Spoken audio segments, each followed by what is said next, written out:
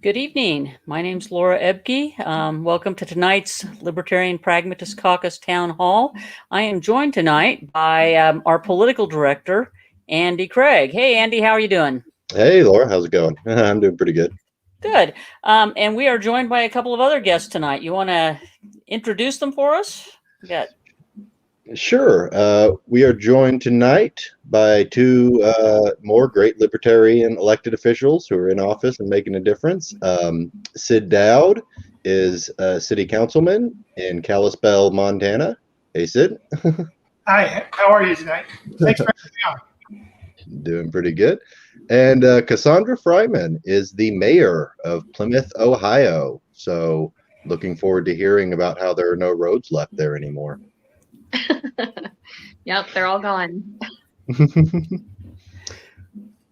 So what we're going to do tonight is we've got a few questions. Just want to have a conversation about what life is like in municipal government as a libertarian, and Andy will kind of lead us through some of those, and then we will take questions from those who are watching tonight. Just leave your comments wherever you're watching, and we will certainly try to address as many of them as we can. So, Andy. Sure. I mean, I think kind of the place to start it off, and I'll go to Cassaundra first on this, is how did you end up getting involved in local politics and end up being elected mayor of a town, running as a libertarian? It wasn't something I woke up overnight and decided, that's for sure. It really started with my activity with a nonprofit group that is focused on improvement in the community.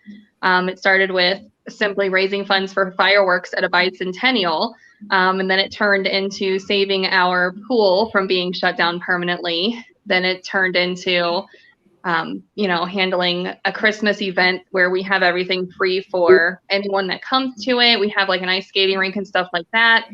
Then it turned into a veterans restoration, our veterans park restoration project.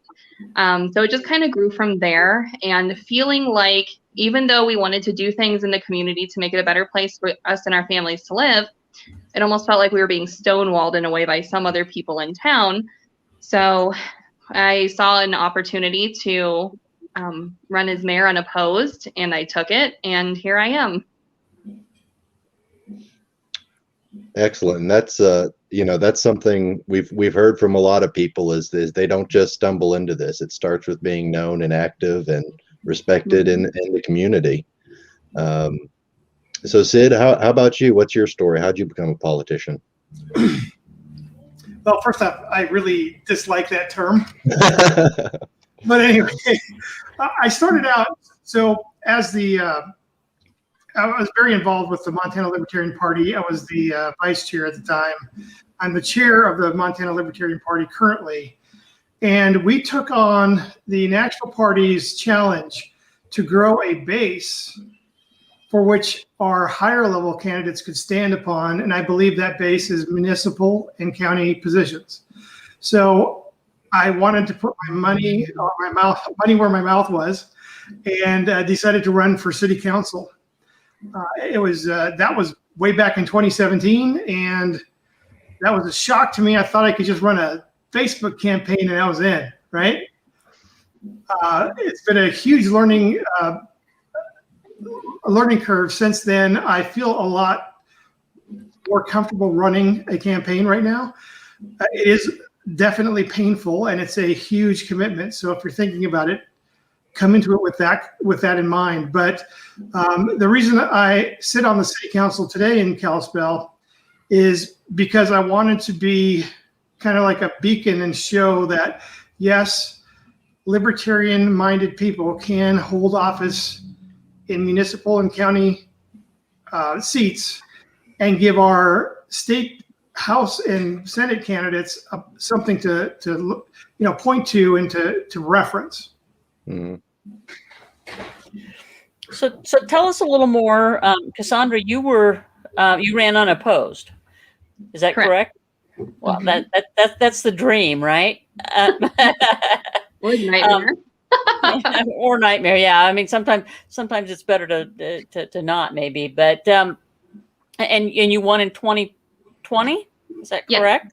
Okay. And so, what have you found so far in the last, I don't know, 6 months or whatever it's been?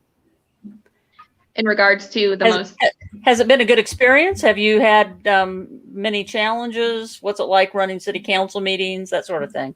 Sure. Well, 2020 was a hell of a year to get involved in politics. That was really just head first kind of thing. But so far, it's been really rewarding. Trying to create transparency in my council chamber has been successful. We live stream our council meetings now on Facebook, and that's been a really great way to open communication between the council and the community. I've had a lot of people really tell me how much they appreciate that, especially, my working constituents who are unable to attend council meetings normally. They can watch it when they come home from work or when they wake up in the morning. It just makes us more accessible. I also have tried to do occasional live streams, what I call them a mayor minute, and just kind of talk about what's going on in the community, what changes we're making, what council has going on. I'm actually going to do another one tomorrow with my administrator, so that when they see him knocking on his door, they know that it's because we're trying to get income surveys done for a grant application for the roads. But it's been a good experience overall. Definitely a lot to learn, still learning. But yeah, it's been good. I've really enjoyed it.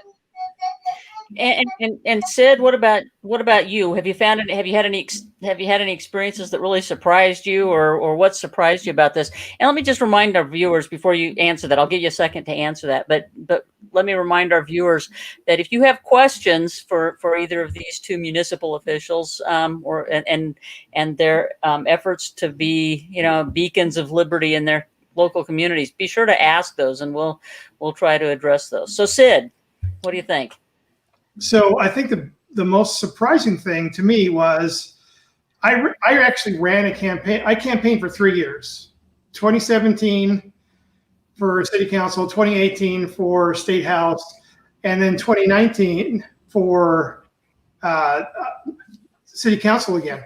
So I thought, man, I got elected. Now I can just relax, right? Easy street now. Actually, it was the opposite. If you are intending to be impactful in your position, there is a lot of prep work that you have to do, a lot of reading, and you also have to hone your skill in debate, which I never did in high school. I was a dumb jock in high school, and I really wish I would have been on the debate team. It would have set me up for what I do now. So the biggest shock to me was how much time and effort and how much how much the issues that came up in council really made me respond, not only logically, but emotionally. And it's actually pretty draining. So I have to make myself stop at night, relax, because this is a part-time position. I have a full-time job. We meet every Monday at 7 p.m., alternating between council sessions and working sessions. And during that entire time, evenings and on the weekends, I am being contacted by constituents, by other legislators, and it's really exhausting. But, I don't think I've ever done anything in my life that is this rewarding as well. So I don't know if I answered the question, but that's kind of. Yeah, that's really great. It's going to be easy. It's not. That's great to hear. So Dominic has a question, and I think he knows Cassaundra, but he says he's running for city council within Shelby, Ohio, and his question is for Sid. He's finding it difficult to figure out a platform to run on. So what are policies that you ran on as a candidate? So I found that it's much easier to find planks to run on for like state house than it is for local government. Local government, you really got to be plugged in. So what I did to prep myself is I started it a year and a half before, and I started attending every city council meeting to find out what it's about, what's going on, And so I can keep up with historical, within at least a year and a half, background of the issues that they were still talking about. So I can't answer that in a generic fashion. I can tell you that people in my area really responded to, I'm going to look at every single issue, and the first question I'm going to ask is, does this support individual liberty, personal responsibility, and free market? So I'm going to look at every issue initially and see if it passes that test, and then I can continue to look at it. So that's kind of a generic thing that I ran on, but more specifically, I had 2 other planks that were specific to the city and what was going on at the time. So you're going to have to do some investigation and figure that out, and it's very location specific. But I would stick to 3, maybe 4 at the maximum. And then when you're running, anytime anybody asks you a question about anything, figure out which one of those 3 that you can turn the answer back into. Because if you try to be too broad and to have too many planks, you're not going to make it. There's too much to explain. You have to keep coming back. Remember, your voters are emotional, and they don't want to have to think a lot. They want to know your face, know your name, get a general feel for you, and that's how they vote for you. They're not very cerebral like we are. When we as libertarians look at stuff, we debate it to death, right? They don't. They'll get a general feeling for it, and they're good with that. So, Cassaundra and Sid both, are things like taxes an issue in your communities, or the condition of the streets, or the condition of the sewers, or what are the kinds of, whether or not the trees are being trimmed back? Those are all things that we see here in Nebraska for some of our local races. Sewers are an issue. There are storm drains are an issue. Roads are an issue. Our budget's an issue. We do have a levy renewal coming up in November. I'm actually holding a town hall on it Tuesday to answer any questions people have regarding it. I wrote basically a letter that will be on our next utility bill explaining what the levy is, how much it costs, what it pays for. I tried to be impartial in it and just give people the information, but usually a renewal isn't even really talked about. They just kind of shove them through on the ballot, hoping nobody votes for them. But what we're trying to do differently is create a dialogue and have that conversation. This pays for these services. If that's something important to you, vote yes. If you think we can cut it or cut it from somewhere else in the budget, vote no on it. But I really want to leave it in the hands of the people who are voting, and I want them to be informed voters handling that also. In regards to the streets, I'm working on, grants and trying to find alternative ways to pay for them, because the reality is that money is not in our budget. We have a very humble budget for a village of 1,800 people, and roads are a huge expense that we really can't finance fully. So it's just kind of a juggling act to determine what's most important to pay, what needs fixed now, what can be band-aided and put down the road for later. But that's really how you have to think in a small community with such a limited budget as ours. Sid, how big is Kalispell? Kalispell at the last census was 22,000. Okay. We're probably up to about 26, 27 now. So considerably bigger than Plymouth, Ohio. Well, just a little bit. But there's a lot of the same problems, I bet. A lot of the same issues, yeah. I would just add on to that I try to trace back, why are we doing this project? Exactly when's the last time this was done, if it's an upgrade or whatever. And I find that there's some hidden things. There's a lot of unfunded mandates that come down from the federal government through the state government. And I actually railed against the EPA for about 15 minutes at this last session. And I'm lucky. I'm lucky they didn't say that I hate clean water or something like that. But the deal is, you implement. The EPA creates a guideline or a regulation. They send it down to Montana to the Department of Environmental Quality, and then it goes to the large cities only. The counties and the small cities don't have to implement any of this because they're unregulated.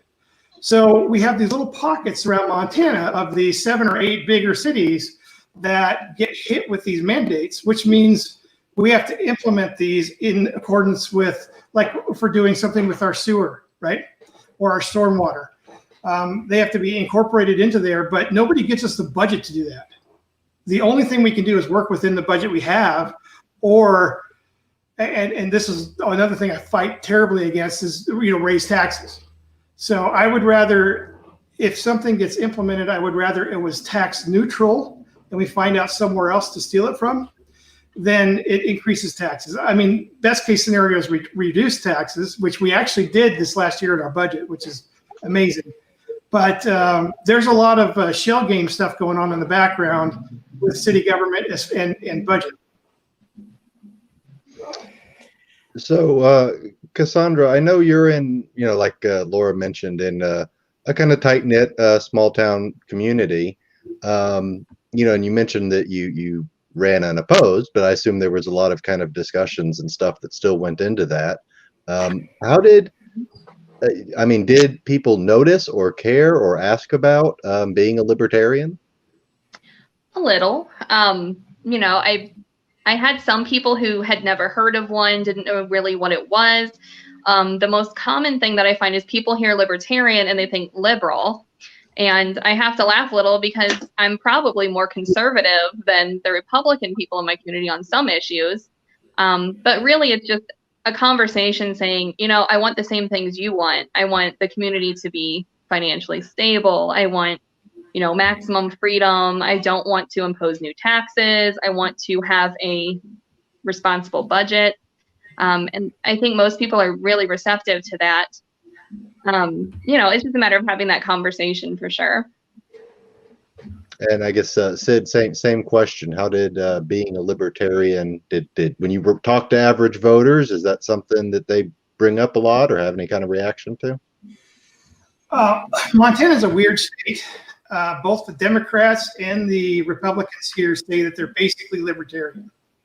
They say that all the time because it really resonates here in Montana.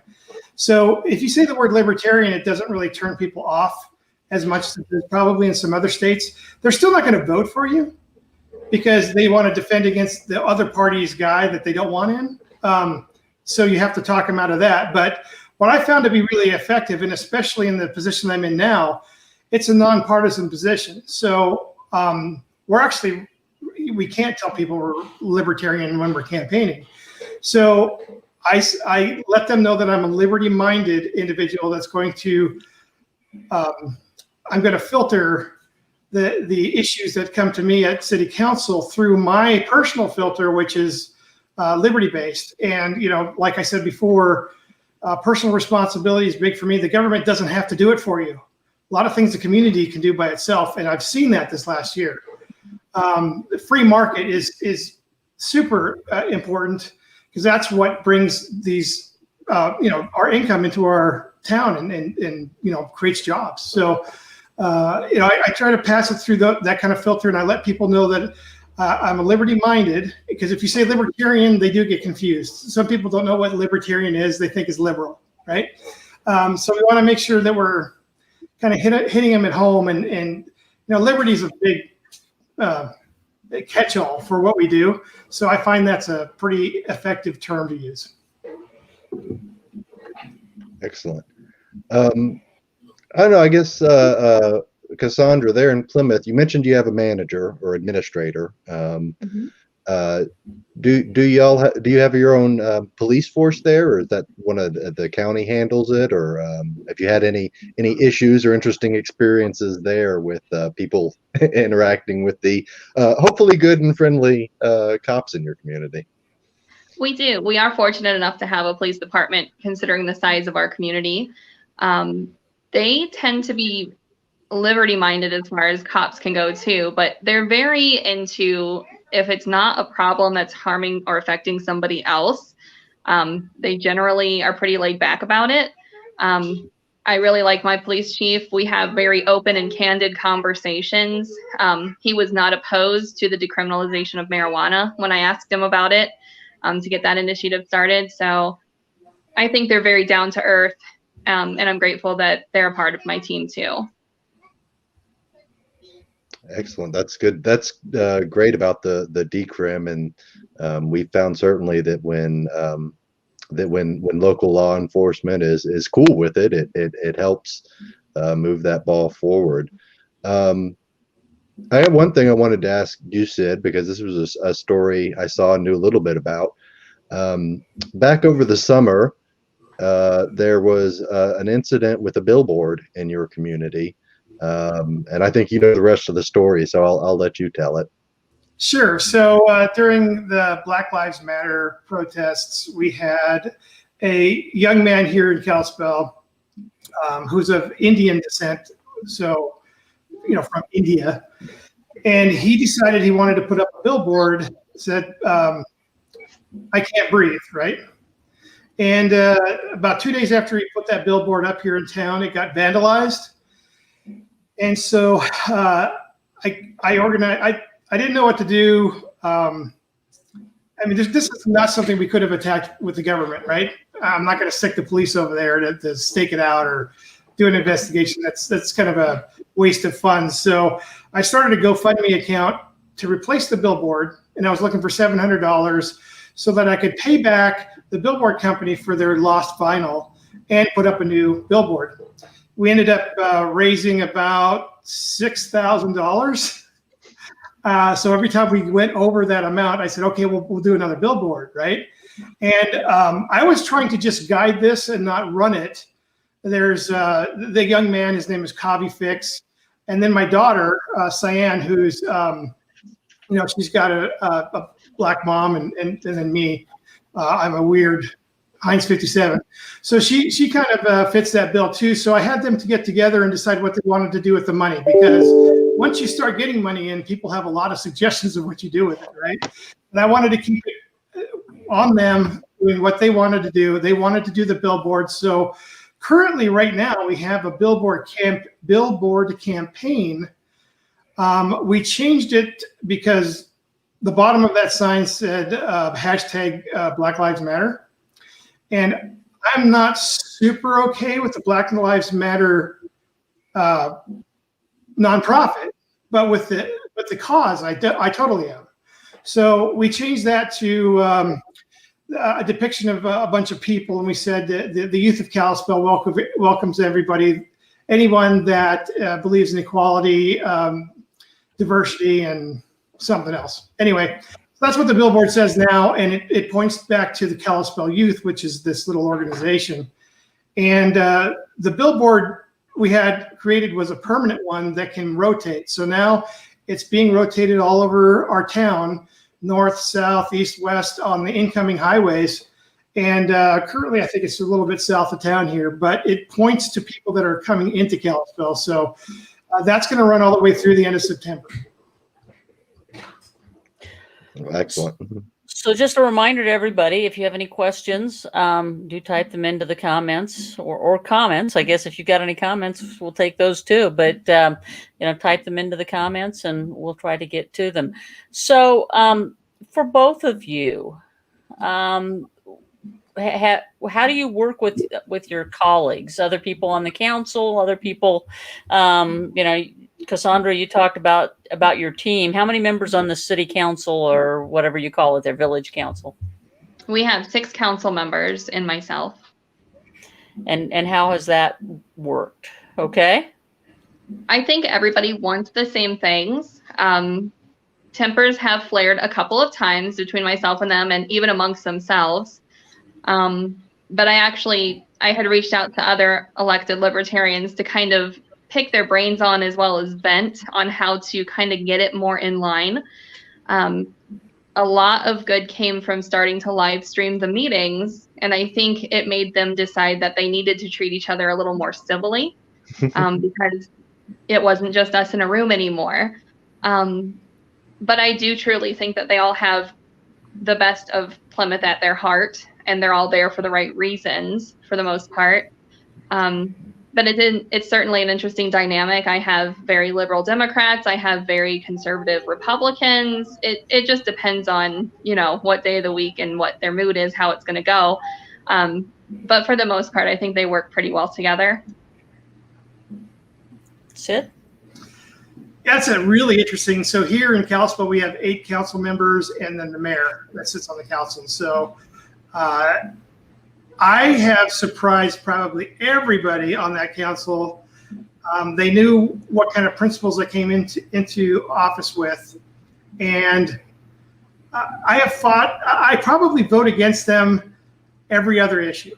And a lot of times it's me by myself. I explain out my votes every time I vote. All of it's public record and it's online and people can go watch the meetings later if they want. It's been really interesting. I think that the general consensus out there in Montana is that libertarians are Republican light. That is not the case, and they've seen it in action here. It's amazing to me that the expressions I get sometimes, because they don't expect me to either oppose the conservative view or actually be on the allied side with a liberal type of item. So I think after being on the council for about a year and a half here, or a year and a few months, they kind of understand where I sit. They still don't know which way I'm going to go, because until I give my argument, they don't see why I'm backing one way or the other. But it's, I've done some very controversial votes. I voted against the emergency ordinance here in the city with COVID because they went too far. We have a strong strong city manager type of government, not a strong mayor type government. So they gave the city manager, who is an unelected bureaucrat, all this power during the COVID crisis. And I thought they went way too far. I was the only one that voted against it. I voted against a couple ordinances that they were surprised, I think. One was an ordinance saying that nobody can sleep in their vehicle on a city street. I was very opposed to that. I don't want to go too far here in my explanation, and the other one was feeding the ducks. That's one of the biggest things that happened here. Is we had this huge duck and geese problem at one park in particular, and the community fixed it without us being involved. And then a month later, we put an ordinance in place saying it's illegal to feed the ducks after the problem's been fixed. And then the council pats itself on the back. And I fought against that because they, first off, it was basically sicking the police on you if you feed the ducks, instead of an education program of why not to feed the ducks. And then they also acknowledged in a city council working session that they would never and could never enforce it. So I'm like, if you can't do that, don't make it a city ordinance. It has to pass at least that litmus test to go. So anyway. Yeah, and the question of animals, do you all ever have to deal with animal ordinances? We've had, and it's funny because in Nebraska, you find communities of all different sizes that have different rules about whether or not you can keep chickens. You have, I have one friend who wanted to move back to Crete. She grew up here, wanted to move back to Crete from outside of the county, and she had a pot-bellied pig that was her emotional support animal or something like that, right? And the mayor wouldn't let her bring the pot-bellied pig into town because it was considered livestock. And so, you have all these kind of mixed up rules, and it all kind of depends on who has brought the question before the council and how the council's feeling on a particular night, it seems. I don't know. What's been your experience with animals? One of my first issues that I had to deal with was an animal ordinance that they were trying to pass, because we have one community member that has chickens that occasionally get out into the road. They were looking to pass some kind of ordinance in order to not have to deal with that issue any further. But the way it was worded was going to make it impossible for anyone to have anything other than essentially a cat or a dog. It even limited the number of those they could have. So the interesting thing about Plymouth is we actually have a couple of farms that are within city limits that have horses and cattle and things like that. We're just a very rural area. So one of the people who has horses came to the meeting, and it was one of the first committee meetings that I had presided over. And I essentially shut the ordinance down with the help of another council member saying, you know, what you want to pass because one person is a hindrance is going to impact more people than you realize. And after that meeting, that ordinance initiative went away, and we kind of just buried it essentially. But the girl who had come to the meeting to listen to it because her farm was at interest, she talked to me afterwards and she asked me about libertarianism. I got her turned on to some video resources. We've talked extensively over the phone over the past year, just talking about issues. She homeschools her kids, and I laughed because I checked all the boxes, and I'm like, you do realize you are 100% a libertarian, right? You know, so I'm hoping she'll run for council this November. Awesome. But yeah, those conversations are the most rewarding because you turn people just by practically applying common sense libertarianism to everyday issues. And that's where we win. That's where we come ahead and are seen as the most logical choice. So that's definitely something we deal with constantly. Sid, any animals in Kalispell? Yeah, we have a lot of animals here. The only ordinance that I can think of that we talked about this last year about animals was the duck thing. But I will tell you that I get a lot of community feedback all the time directly about animals. In fact, the Humane Society employees talk to me all the time. They're always trying to see, what can we do this, can we do that, or whatever. Our animal control stuff is all really packed into our zoning. And, you know, if people make jokes about me and zoning because I hate zoning, I will jump at the chance to lighten any zoning that I can. I will never motion for a zoning any ordinance that has zoning in it, and I will not second it either. So you know, there's a kind of a tradition, or, you know, every council meeting, when the next issue comes up, the mayor will ask, you know, for somebody to make a motion, and we kind of all share that.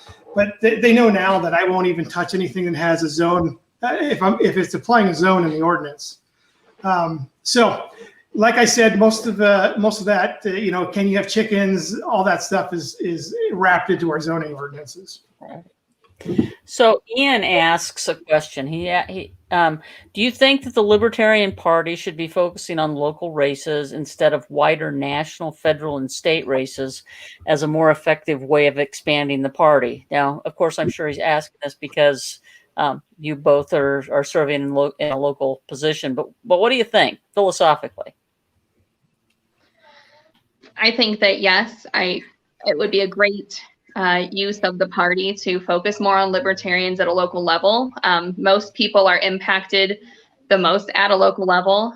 We are the elected officials who influence everyday life for people for the most part.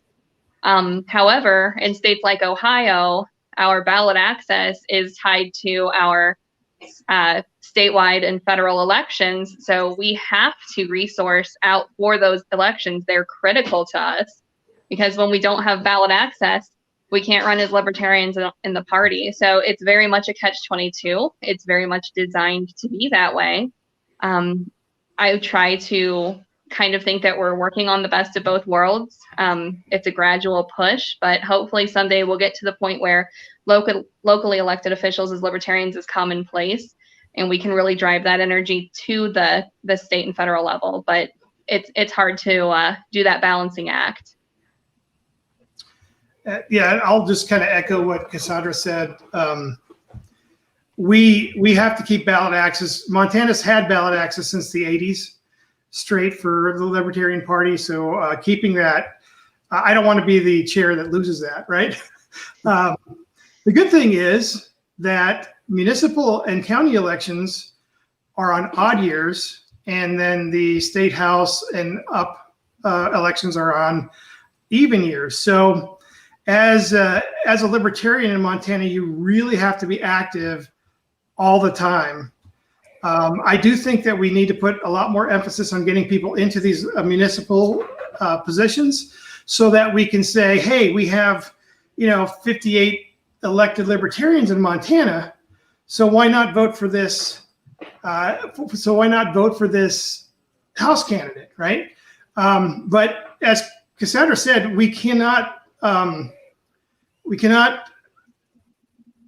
not run statewide and federal elections because that's how they calculate our ballot access. The good thing in Montana here is we don't have to try really hard. If you put a libertarian on the ticket, you're going to get somewhere between 4 and 8% of the vote without doing anything, just having the L beside their name. So that helps us out a lot. If we can make those kind of percentages with our current election laws, then we keep ballot access. So, thanks. Yeah, and Dan Fishman likes your shirt, Sid. I know. I did not coordinate on Hawaiian type shirts before this. Yeah. So here's a long question. I guess some of it is cut off, but I'm just going to read it real quick and then put you guys back up on the screen. In Chicago, Adam says, in Chicago, where I live and chair the local LP chapter, we have been discussing where libertarian candidates can have greater impact. Legislative offices where they would likely be outnumbered if elected, or executive offices in Cook County, which are much harder to win with a much higher number of votes required. City of Chicago offices are nonpartisan. Your thoughts? I know you're both serving in smaller towns. We just won countywide ballot access last November with a state's, I don't know what the rest of it says, but I believe that was a state auditor candidate. Oh, okay. State auditor candidate. Thanks, Andy. So what do you think? Got any advice for the folks in Chicago? I guess I'll go first. I would say, those offices that are difficult to win, it's important to run for them, if for nothing else but exposure. But in a situation like that, you're going to make great strides by running for those less glamorous, less publicized positions like auditor or even trustee. If you have zoning officers, that would be a great position to put a libertarian in. Just trying to find those niches where you can kind of carve a way out and demonstrate competence and influence in a libertarian capacity would be a great place to focus on. And my advice would be, and kind of going back to the last question as well, you got to really, really do your research as a party and try to figure out where these races are that either run unopposed or only one person runs in all the time. Those are positions we can attack and get. And then you can start working on the harder races, because you can point back and say, hey, we have all these libertarians, whether they're nonpartisan or if they're partisan, that are in these government positions. And they're being effective. So that's your impetus for voting for this guy in this contested race. So Sid, you're the state chair in Montana. Cassaundra, have you been involved at the state level at all? Yes, I was county chair for Huron County since 2016. I just handed that over this year to another member of the Huron County Libertarian Party of Ohio, so that I can focus more on my mayoral obligation. But yep, I've been active in the party since about 2016. And for everybody out there who doesn't know how to get into contact with their state affiliates, we're running a banner across the bottom that tells you on the LP page how you can find your state affiliates. Andy, you have some more questions? I just, I love that story about the chicken and somebody who had a horse farm within the city limits, because that drives home that for a lot of people, as libertarians, we have a lot of complaints about what the federal and even state governments do. But in people's day-to-day lives, it's at that local level where somebody is telling them, they have something they want to do, and the state or the city government is telling them, no, that you can't do that. And it really, I think it helps correct the misperception some people have, that there's not anything important to do for freedom in these offices. In a lot of ways, oftentimes the biggest impact you can have for freedom is in these small local offices.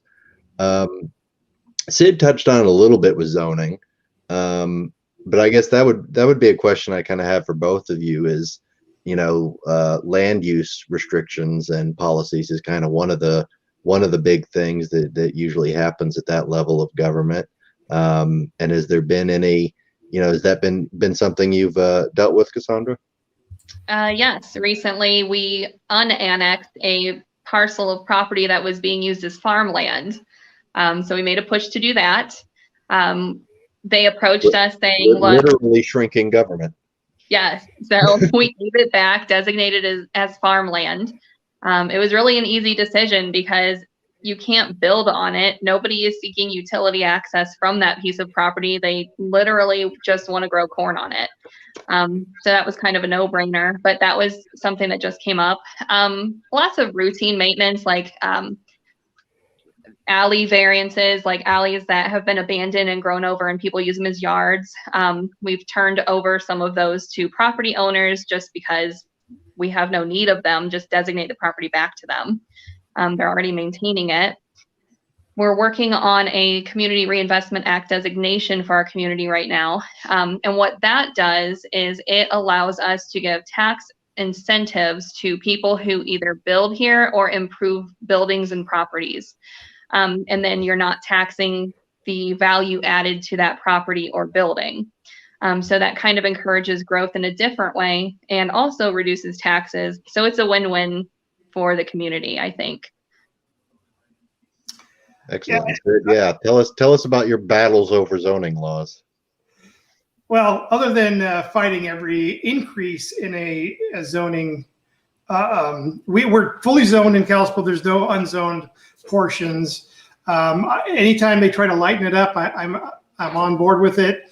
But usually they're trying to go the other way with it. And I point to cities that have strict zoning laws and how expensive it is to live there and what the economy looks like. So, you know, I've been fairly effective battling that. I do want to, but one of the biggest battles we've had here recently is on accessory dwelling units, you know, which are the little like mother-in-law cottage. We've had a pretty big battle kind of drawn along political lines because everybody's nonpartisan, but everybody knows what everybody really is, right? So we've had some antics played there. We had it passed on the second reading. It got tabled, and then they didn't vote to pick it up off the table, which killed the ordinance. So we have to start all over with that. So there's a little bit of a political game going on here, but I think we're going to be victorious in the end because the people actually want it. So, you know, and, you know, just before we go, I wanted to say a couple more things about running in your local area, but I'll let you ask the next question. Just make sure it comes back at some point. Sure. Here's a question again from Dominic, who says he's a really young candidate and his opponent is much older than him, with loads more experience. Do you think being young and less experienced will be to my benefit in a mostly older and more conservative leaning city, or do you think it'll be a detriment? And that might lead us into that discussion about running in your area, Sid. Yeah, so I can tell you that the people who vote are the older people. Okay, so you have to find a way to resonate with them. And if anybody could do that, I would look at what we have done and the victories that we have pulled out of the Libertarian Frontier Project. So the reason that I'm in the position I am in today is because I went through a campaign with the Libertarian Frontier Project assisting me, Apollo and his team. I mean, look at what's going on right now in the United States. We have a state House rep in Wyoming that's libertarian. Today, he ran the legislation, you know, the room. He had the gavel. He was up front. I don't think that's ever happened before. These are the things that are changing in our society, and I think we have a lot of things to that made it this way. Believe it or not, I think the coronavirus epidemic may have helped us in a way. It set a lot of people on the liberal side. In fact, I don't think that we're left or right as libertarians. I think we're center, or we're liberty, or socialism. So anyway, if you can, there's a lot of materials available, a lot of recorded sessions. The Libertarian Frontier Project will give you the tools and show you what's effective in running a campaign in your area. And it's most applicable to city and municipal, because they kind of concentrate on the biggest bang for your buck, which is knocking doors, right? So I don't want to, I know I'm kind of hitting this like crazy, but I wouldn't know how to run a campaign without the Libertarian Frontier Project. Get in contact with them. They're replicating that same model all over the country now, the Libertarian Party is. So, if there's not a local version of that, then start one. Get with the Frontier Project, get with Apollo and say, hey, I want to stand this up here. How do I get it started? And anyway, I can't say enough about them. I am, Wyoming's the state just south of me. And I point to, I point to Marshall Burt all the time, who's the elected, Wyoming State House candidate or State House representative in Wyoming. And what a difference that makes for me. I'm right next to him, right? So, I can't say enough about that.